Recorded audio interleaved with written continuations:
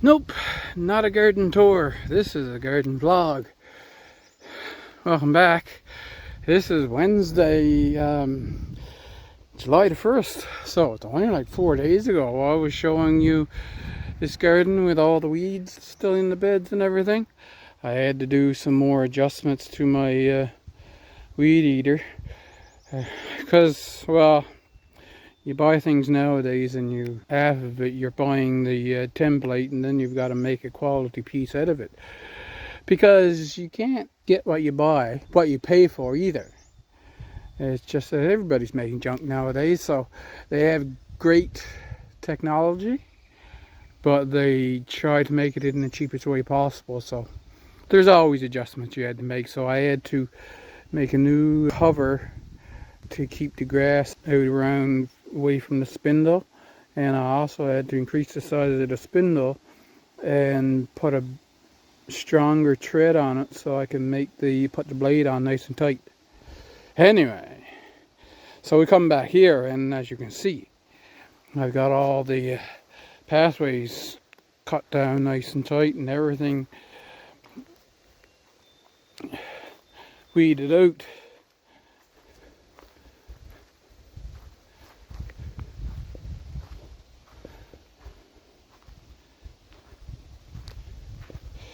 Right here, this is a early straight neck.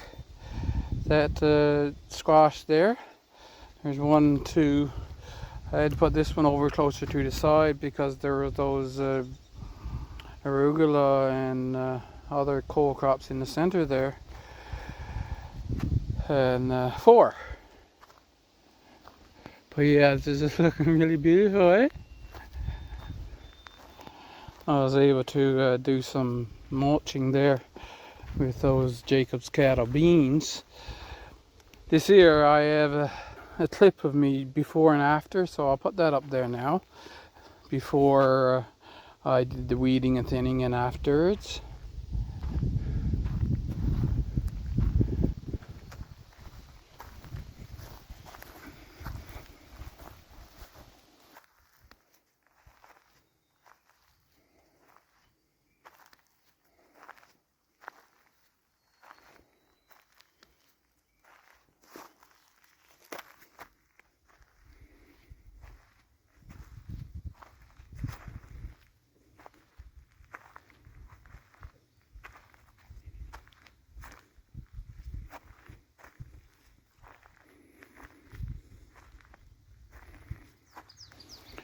As I said I was going to do, I cleaned this area out, and you got the 2 compost bins there now.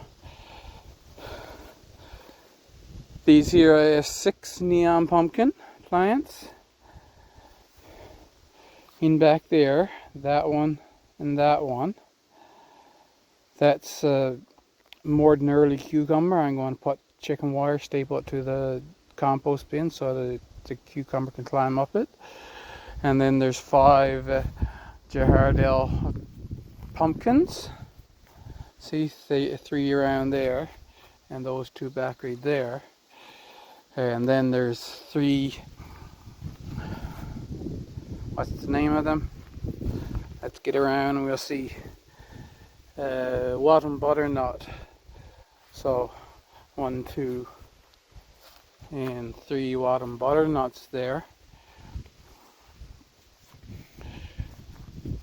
And along this bed, of course, the potatoes is all planted.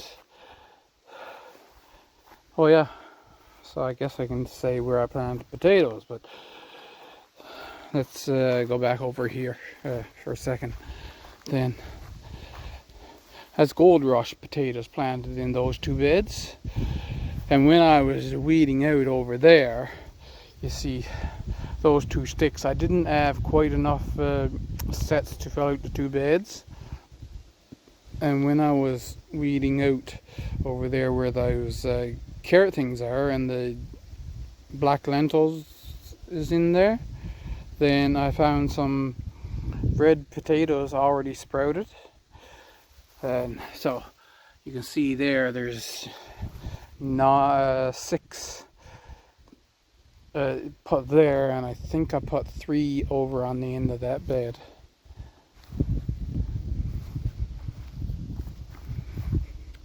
But along here, remember, I had 5 Watton butternut. So these first 2 are Watton butternut, and then all the way in here is the vegetable marrow, the 10 vegetable marrow squash. This is the biggest one. Some of these plants, we were having thunder showers, eh? But check it out. It's even got a female flower already. 2 female flowers coming. So, and I didn't take them off because they have been well hardened off. And like I said, we were having thunder showers, so the soil that they were in was wet, and this soil that I'm planting them in was soaking wet. So they didn't really have much, if any, of a transplant shock at all. It was just this morning I finished with my trimmer, and I trimmed down past these and cleaned it up, so it's looking nice and clean now. I haven't gotten this side weeded out yet. It will only take me a little bit. I only got really those 2 beds that got a lot of weeds in them. The rest of them are not really serious. And then, of course, clean out the herb garden there.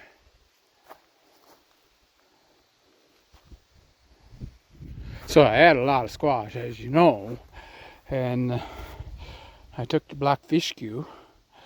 Here's 1, 2, 3, 4, 5. I put down along the edge of this sunchoke bed, and I'll have them grow out on the lawn. I'll put a piece of cardboard under them and just grow out this way, right? Those mushrooms are really coming along. Check it out.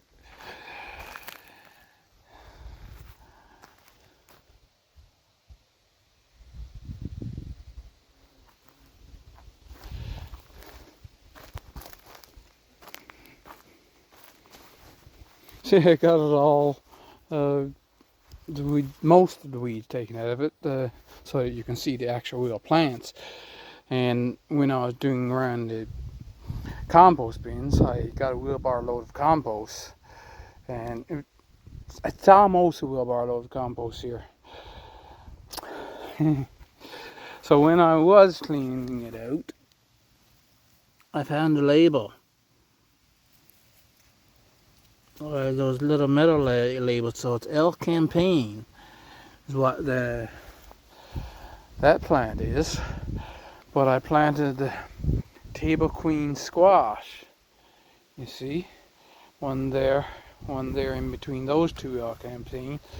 I have 2 because there's a bigger space there, so that's 4, and then a 5th one of Table Queen squash.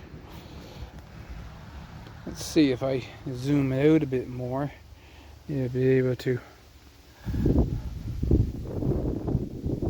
see most of it in one shot. Let's go around the other side, since I was talking about cleaning this out in the last video.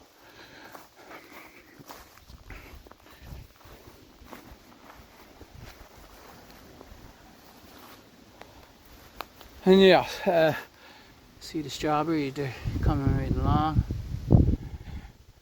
Now I don't know if these are red or they're going to be white, because I planted the pineberry, they call them there, which is a white strawberry. And this bed has been a struggle for ever since then, so I don't know what they're going to be.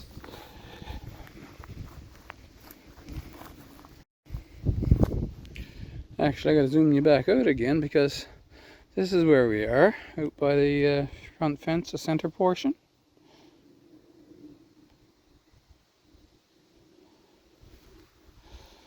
What we got is bush delicata. That's a marjoram in between those 2 bush delicata.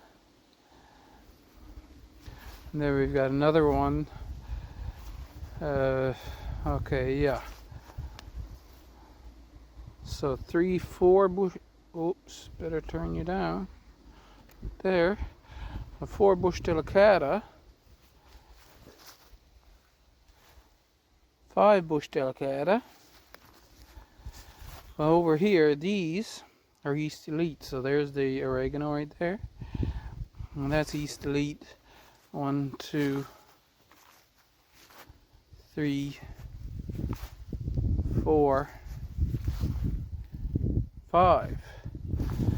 And I put a garden sage in right there. But also, you can see there's new soil put all over it. A little over a wheelbarrow load of compost from up by the compost bins is put, and so down both sides now there's about 1 inch of compost over everything. So this should be really good now. This is the south portion of the front fence. And I planted Centennial Rocket. There's, of course, as you know, there was quite a few of the plants that have tomato plants that haven't been doing very well. This one here looks pretty droopy because when I put it in there, the vine cracked down low, so I planted it nice and deep. I'm hoping that it just perks right back up because it's already got a flower on it. Centennial Rocket, right?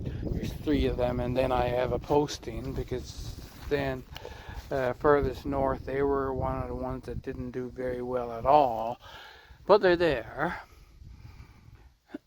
And there's 4 of them.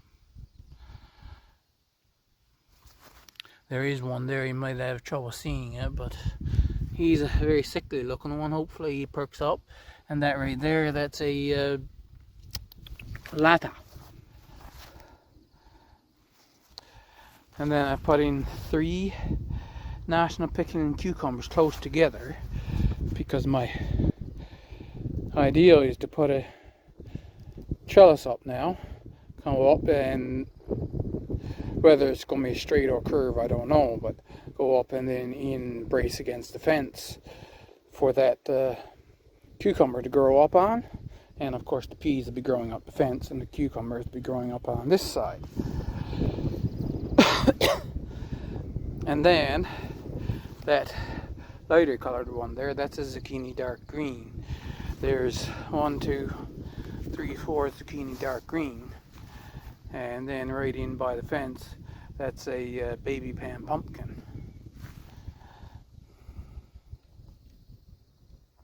And up here, see, I started like normal. I started way up the other end planting out, and we're going this in reverse of what I planted them, right?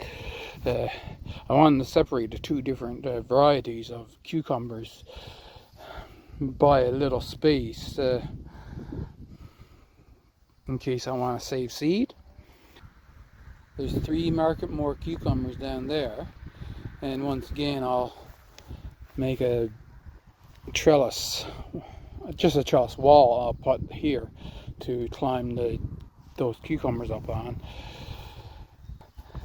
Stupicet really had the worst go of it.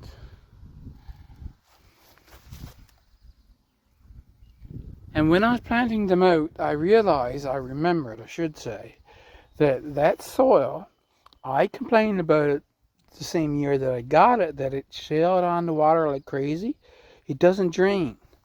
And I'm thinking that is the problem. It was just holding on to the water, and the roots were being kept soaked all the time. And the stuff that wasn't as much as of that material, then the tomatoes grew better.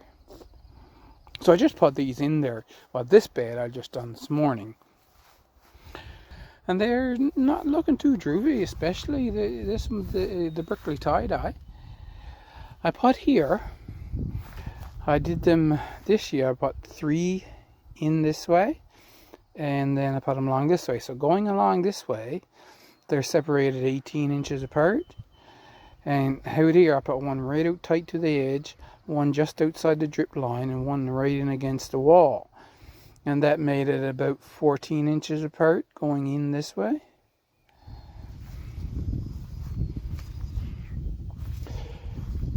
And so you can see I have the poles there.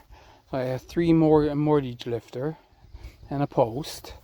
I have 6 Brandywine and a post. There's 3 Berkeley tie-dye and a post. 3 Bush beefsteak and a post. I have 8 Bloody Butcher and another post. And then there's 8 Stupicet, which may or may not come. Now that they're in the ground, their roots should be a little drier and not choking for oxygen. When we get up here, I ended up with, see, this one I just done 2, right? 1 inside the drip line, 1 outside the drip line. And I had 9 early Siberian and 6 42 days. So putting them 18 inches apart, I ended up putting them down there. But then I realized I hadn't 1 more early Siberian that would fit, so I just put them in there. So that's why you see these 3 close together here, because that one was in another fish box actually, and I'm like, oh, there's another early Siberian that's got to go up with the rest. And so that's what happened there.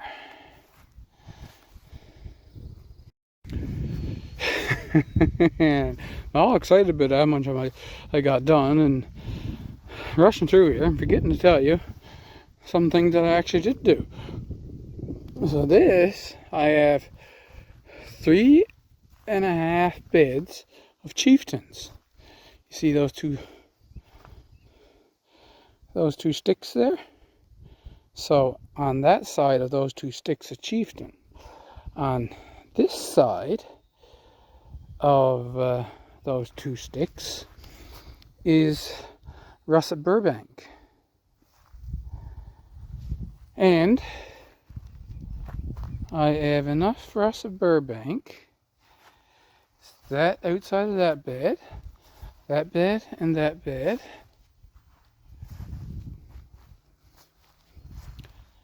And this bed here,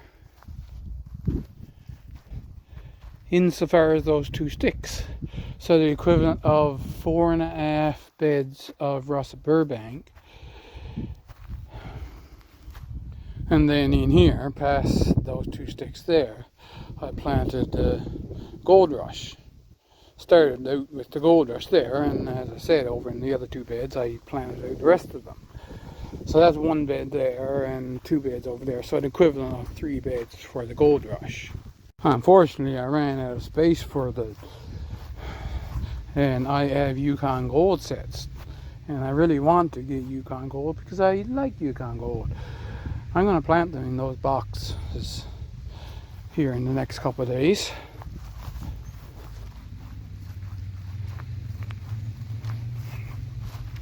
You see, patio snacker cucumber, they're made to grow in containers.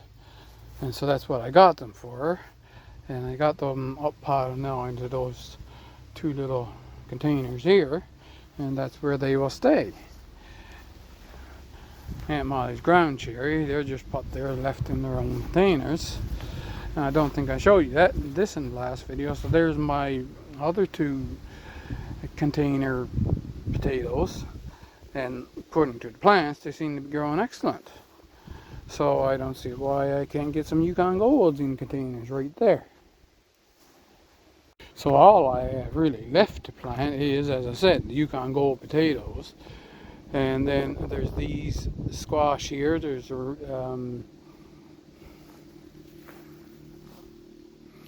okay, so I have the first 2 is the cucamelon, and then the Golden Delight squash, and the mashed potato squash. So I'll go along this fence cleaning up. I don't think there's anything there that I need to keep, so I can mow it down with the weed eater and then just cut up the sods, shake it out, plant, like I cut up 2 feet, plant a squash, take another 2 feet of sod, plant in a squash, and just go all the way along. It's 40 feet along there. And that's just the inside. And I'll have those planted. So when I do the outside, I don't know, the outside may not be planted this year. There are some things on the outside that I have to leave. Because as you can see, there's a white